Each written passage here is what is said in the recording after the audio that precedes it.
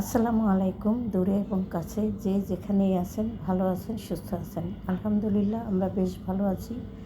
এই যে দেখতেই পাচ্ছেন বাসাটা কিন্তু প্রচণ্ড পরিমাণে এলোমেলো আছে। এখানে আম, জাম, কাঁঠাল, কলা, লিচু, সেই সাথে হলো চানাচুর, বিস্কিট, কোক, আরও বিভিন্ন রকমের জিনিস, খাদ্য খেয়ে ছেলেরা একেবারে বাসাটা এলোমেলো করে রেখে শুয়ে পড়েছে। কেননা ওই দিন ছিল বিশ্বকাপ ফুটবল খেলা ফাইনাল, সে কারণে সারা রাত খেলা দেখেছে এবং ছেলেরা এখানে বসে বসে সব কিছু খেয়েছে আর এইভাবে ছড়িয়ে ছিটিয়ে রেখে শুয়ে পড়েছে। তবে আমি কিন্তু খেলা দেখতে পারিনি, কেননা আমার প্রচণ্ড জ্বর ছিল। তো বলে নেই, এখানে আমি কিন্তু প্রেশার কুকারে খিচুড়ি রান্না করেছি, কেননা সকালবেলা থেকেই বৃষ্টি শুরু হয়েছে আর বৃষ্টি দেখে ভাবলাম প্রেশার কুকারে একটু তড়িঘড়ি করে খিচুড়ি রান্না করে নিই, তাহলেই ভালো হয়। সাথে থাকবে না ডিম ভাজা, বেগুন ভাজা, আর সেই সাথে হলো এই কাঁচামরিচ, পেঁয়াজ আর আচার। যাই হোক, আচার দিয়েও অনেকে আবার খায় না, শুধু সরিষার তেল দিয়েও খায়। তো এইখানে কিন্তু একটা ফুল আমি আপনাদের সাথে শেয়ার করব। এই যে দেখতেই পাচ্ছেন, এই ফুলটা ছিল হলো আমার বাসার যে পিছনে একদম গাছপালা আছে, সেই গাছে এই ধরনের ফুল ফুটে। আপনারা অবশ্যই জানাবেন এই ফুলটার নাম কি এবং কি গাছে হয়। তো এই গাছ কিন্তু আমার বারান্দা থেকে একদম হাত দিয়ে ধরা যায় এবং ফুল, ফল, পাতা সবই কিন্তু আমার বারান্দার ভিতরে চলে আসে। আমার আর এই বারান্দায় গাছ লাগানো দরকারই হয় না। তারপরেও চেষ্টা করব, যদি কখনো সময় সুযোগ হয় আমি কিছু গাছপালা লাগাবো। আর তারপরে চলে আসলাম আমার বেডরুম দিয়ে আমার বেডরুমের বারান্দাতে। তো এই বারান্দায় এসে তো খুব সুন্দর দৃশ্য, এই যে দেখতেই পাচ্ছেন, এটা হচ্ছে আমার বাসার সামনের ভিউ। তার পাশে আছে অনেক গাছপালাগুলো দেখতে ভীষণ সুন্দর, কেননা বৃষ্টি হয়েছে, ধুলাবালির সমস্ত সব পরিষ্কার হয়ে গেছে। আর এই যে দেখতেই পাচ্ছেন, রান্নাবান্না করার জন্য কিন্তু আমি রেডি হয়ে গেছি। তবে একেবারেই সিম্পল রান্নাবান্না করব আর আপনাদের সাথে টুকটাক শেয়ার করব। তার আগে একটু কথা বলি।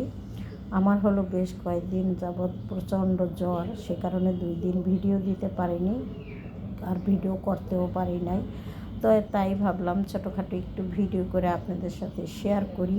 তো ওইভাবে রান্নাবান্না করা আমার পক্ষে সম্ভব হচ্ছিল না। ছেলেদেরকে কোনো রকমে একটু রান্নাবান্না করে খাইয়েছিলাম, আর কি করার, সুস্থ হইনি, তারপরও এতটুকু করতে হয়েছে।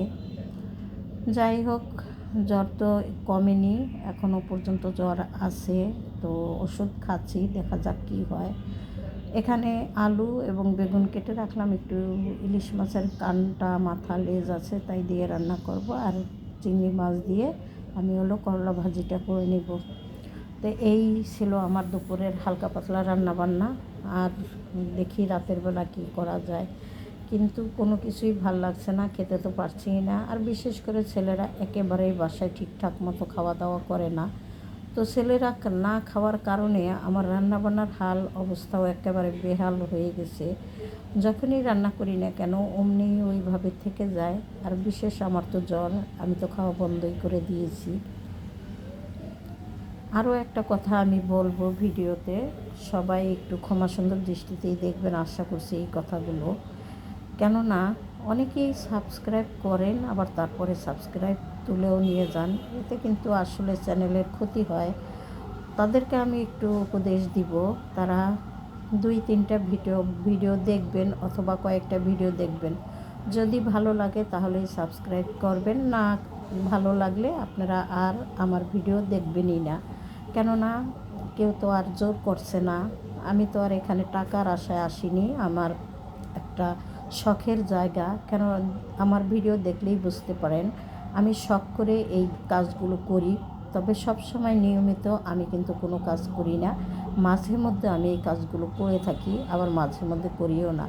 অতটাই যদি একেবারে ভালোবেসে খুব একদম একটা চাকরির মতো করে নিতাম, তাহলে কিন্তু আমি নিয়মিত ভিডিও দেওয়ার চেষ্টা করতাম। আমি কিন্তু ওইভাবে করছি না, আমার ইচ্ছা আমি করি, না হলে না করি। তো যদি কারো ভালো না লাগে 2-3টা ভিডিও দেখবেন, তারপরে আর আমার ভিডিও দেখবেন না। কিন্তু যদি কেউ দেখে সাবস্ক্রাইব করেন, সেই সাবস্ক্রাইবটা দয়া করে আর তুলে নেবেন না, এতে করে আমার চ্যানেলের ক্ষতি হয়ে যায়। তো আমি চাই না আপনাদের মতো মানুষ আমার ভিডিও দেখুক।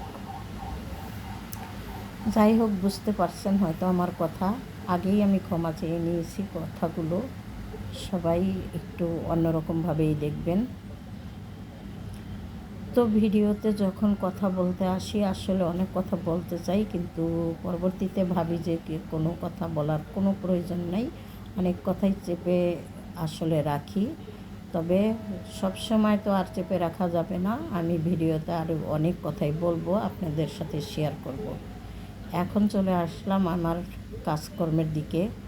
এই হচ্ছে পানি ঢালার পালা, সকাল বিকাল 3 বার কিন্তু এই কাজটা করে নিতে হয়। আর আমার কণ্ঠ শুনেই হয়তো বা আপনারা বুঝতে পারবেন যে আমি কতটা অসুস্থ আছি, কেননা আমার নিজের কণ্ঠ আমি নিজেই বুঝতে পারতেছি না বা চিনতে পারছি না।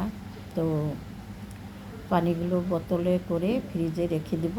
এই ফ্রিজের পানি না খেলে আমাদের আবার মাথা ঠান্ডা থাকে না, সবসময় মাথা গরম হয়ে যায়। ফ্রিজে পানি রেখে বিকেলবেলা চলে আসলাম কিছু আম কেটে খাওয়ার জন্য। তো আমিও খাবো, ছেলেদের জন্য রেখে দেব।